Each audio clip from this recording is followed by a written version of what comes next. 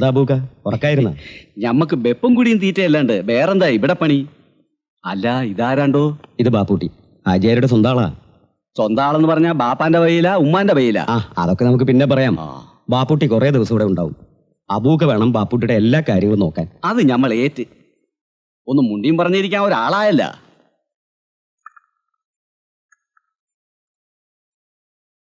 ഇന്നമ്മനെ ചായ. അബൂക്കാന്റെ നാടെവിടാ? എങ്ങോ കണ്ട പോലെ. അങ്ങ് വടക്കാ, കൊയിലാണ്ടിക്ക് അപ്പുറത്ത്. അല്ല, നല്ല തണ്ടും തടിയുണ്ടല്ല. മോനിക്ക് വേറെ വല്ല നല്ല പണിയും നോക്കായിരുന്നില്ലേ? അല്ല, ഞാൻ വേറൊന്നും ഓർത്ത് പറഞ്ഞതല്ല കേട്ടാ.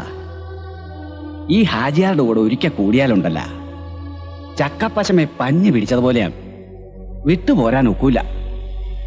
പോന്നാ പിന്നെ തുണ്ടം ആകുകയും ചെയ്യും.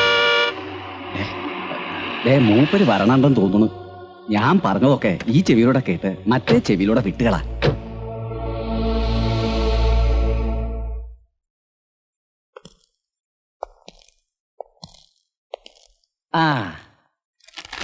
താമസമൊക്കെ എങ്ങനെയുണ്ടോ?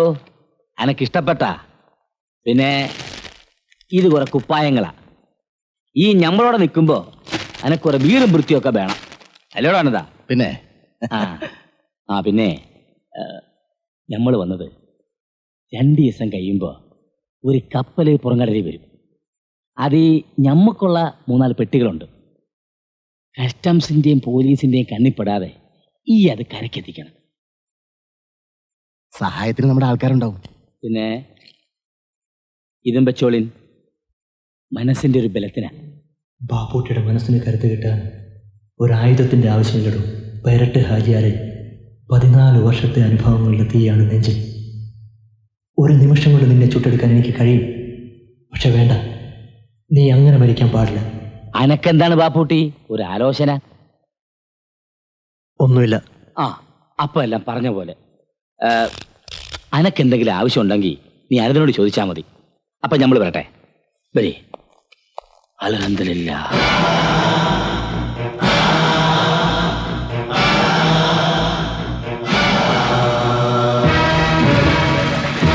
കസ്റ്റംസ്.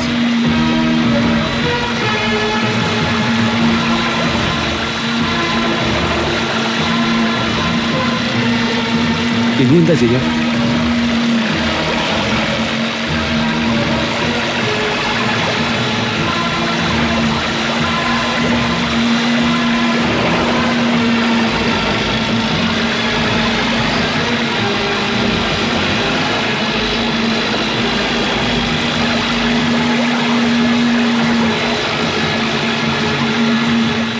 പേടിക്കണ്ട, നീ ഇങ്ങോട്ട് വാ.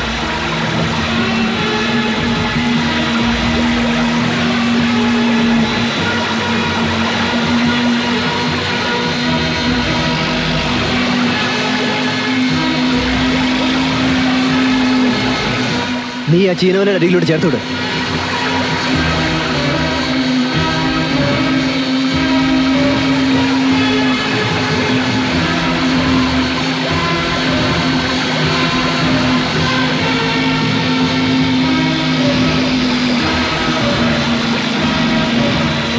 ഇനി നീ ബോട്ട് സ്ലോ ആക്കിക്കോ.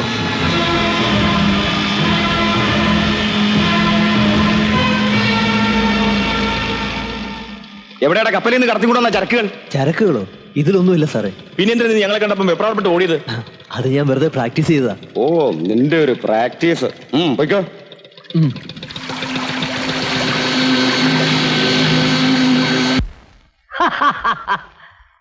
ഈ ആൺകുട്ടിയാണ് മോനെ, ആൺകുട്ടി. ഇന്ന് നമ്മള് പോലീസിന്റെയും കസ്റ്റംസിന്റെയും കയ്യിൽ നിന്ന് രക്ഷപ്പെട്ടത് എന്റെ കൈ കൊണ്ട് മാത്രാണ്. മിടുക്കൻ, മിടുമിടുക്കൻ. ലക്ഷക്കണക്കിന് ഉറുപ്പിയുടെ മുതലല്ലേ ഒരു ഉളുപ്പില്ലാതെ വെള്ളത്തിൽ എറിഞ്ഞു കളഞ്ഞത്. റോങ് മെസ്സേജ് തന്നത് ആരാന്നാ എനിക്ക് പിടികിട്ടാത്തത്. നമ്മുടെ രഹസ്യങ്ങൾ ചോർത്തിയെടുക്കുന്ന ആരോ ഒരാൾ നമ്മുടെ കൂട്ടത്തിൽ തന്നെ ഉണ്ട്. ബാപ്പൂട്ടി പറഞ്ഞത് ശരിയാ. അല്ലെങ്കിൽ എങ്ങനെ ഒരേ സമയത്ത് 2 കരയിലും കസ്റ്റംസുകാർ വളയുന്നത്? അല്ലോ, തീക്കട്ടയിൽ ഉറുമ്പരിക്കണ ഞമ്മക്കും ചിലതൊക്കെ പൊടി കിട്ടിയിട്ടുണ്ട്. കടപ്പുറത്തെ ചാപ്പയെ പെറ്റുവളർന്ന ഈ മുസ്തഫ ഇന്നീ മുസ്തഫ ഹാജിയെ വളർന്നത് ഞമ്മടെ മാത്രം കൈകൊണ്ടാണ്. വിടൂല, ഞമ്മളെ ഒറ്റ കൊടുക്കുന്ന ഒരുത്തനെ ഞമ്മളെ വിടൂല, അറത്ത് കളയും.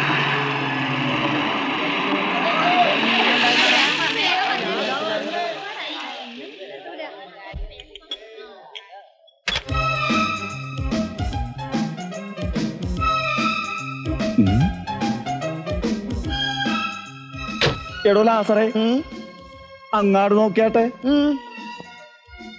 എന്റെ കർത്താവേ, ഇതാരാണിത്? ഇതാരാണ്? ചാൾസ് രാജകുമാരനാ? എന്റെ ഈശോയെ, ഞാൻ എന്താണ് ഈ കാണുന്നത്? ഇതെന്ത് വണ്ടിയാണ്? കടൽ സ്രാവ് പോലെ ഉണ്ടല്ല. ലോട്ടറി അടിച്ചാ? ആ സംഗതി കലക്കിയിട്ടുണ്ട് കേട്ടാ. ആ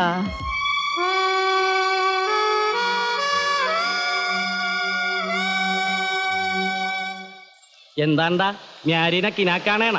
കിനാവ് കാണല് നിന്റെ അപ്പന്റെ ജോലിയാണ്. എടാ പുല്ലേന്റെ ബാപ്പാക്കി പറഞ്ഞാലുണ്ടല്ലേ പുളുത്തിക്കളയൂ. ആ പുളുത്തും. ബാപ്പുട്ടിക്ക, നിങ്ങൾ ഇത്രയും കാലം എവിടായിരുന്നു? ഇവിടൊക്കെ തന്നെ ഉണ്ടായിരുന്നോ?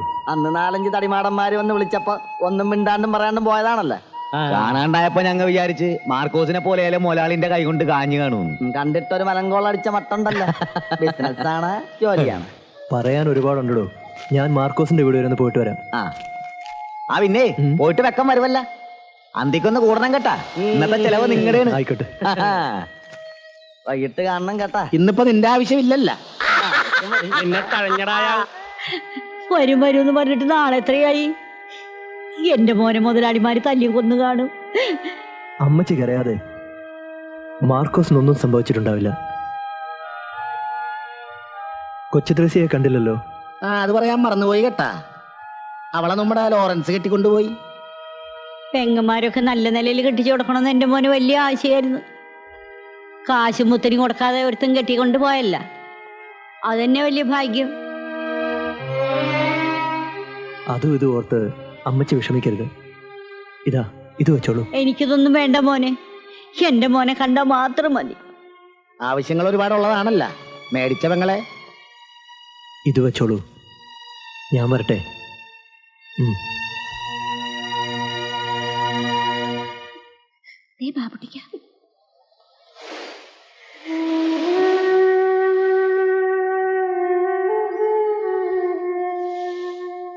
ഞാൻ മാർക്കോസിന്റെ വീട്ടിൽ കയറിയിരുന്നു. അമ്മണി വിഷമിക്കണ്ട, മാർക്കോസ് വരും. ഞാനല്ലേ പറയുന്നത്. ബാപ്പുട്ടിക്ക ഞങ്ങളുടെ കുടിയിലാട്ട് വരണില്ലേ? ഇനിയൊരിക്കൽ വരാം.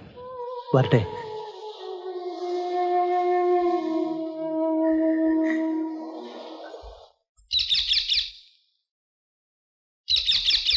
ആരുമില്ല ഇവിടെ? ആരാ?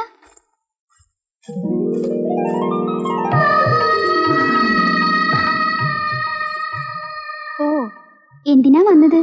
എന്താ എനിക്കിവിടെ വന്നൂടെ? കടപ്പുറത്ത് വെച്ച് കണ്ടപ്പോ എന്തായിരുന്നു ഭാവം? വലിയ ആളായപ്പോ ഞങ്ങളെയൊക്കെ മറന്നു കാണുമെന്നാ ഞാൻ വിചാരിച്ചേ. ഇപ്പൊ മനസ്സിലായില്ലേ ഞാൻ ആരെയും മറന്നിട്ടില്ലെന്ന്? മറക്കുകയുമില്ല. ആഹാ, മോൻ എന്താ വന്ന കാലത്തന്നെ നിക്കണ്? ഇരിക്കേ. ഇരിക്കാൻ ആരും പറഞ്ഞില്ല. ബാപ്പൂട്ടി വന്നെന്ന് കരക്കാര് പറയണ കേട്ട്. മോൻ ഇത്ര നാൾ എവിടായിരുന്നു? ചെറിയൊരു ജോലി കിട്ടി. അതേതായാലും നന്നായി.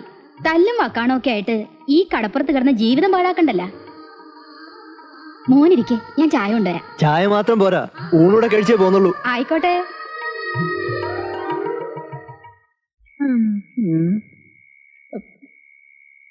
മേരിയേ, മേരിയേ, ഇതാരാണ്? കോരച്ചേട്ടനാ? എന്താണ് ഈ നേരം കെട്ട നേരത്ത്? ലാസറേട്ടൻ ഇവിടെ ഇല്ലല്ലോ. അതെനിക്കറിയാവല്ല. ലാസറിയേട്ടനെ കള്ള് ഷാപ്പിൽ കിറുക്കി കിടത്തിയിട്ടാണല്ല ഞാൻ ഇങ്ങാട് വന്നത്. കേട്ടാ മേരി, കുറെ നാളായിട്ട് എന്റെ മനസ്സില് ഒരാശ പെരുകണ്. അതെന്താണ് കോരച്ചേട്ടാ? മനസ്സിലായിട്ടും മനസ്സിലാവാത്ത ഭാവം നടിക്കാണെന്ന് എനിക്ക് മനസ്സിലായി കേട്ടാ. എല്ലാ പെണ്ണുങ്ങളുടെയും സ്വഭാവം ഇങ്ങനൊക്കെ തന്നെയാണ്. ഇങ്ങാട് വന്നാട്ടെ. കയ്യെന്ന് വിട് കോരച്ചേട്ടാ. നീ എന്നെ കൊതിപ്പിക്കാൻ തുടങ്ങിയിട്ട് നാളുകുറയായി. ഇന്ന് നിന്നെ ഞാൻ വിടൂല. വിടാനാണ് പറഞ്ഞത്.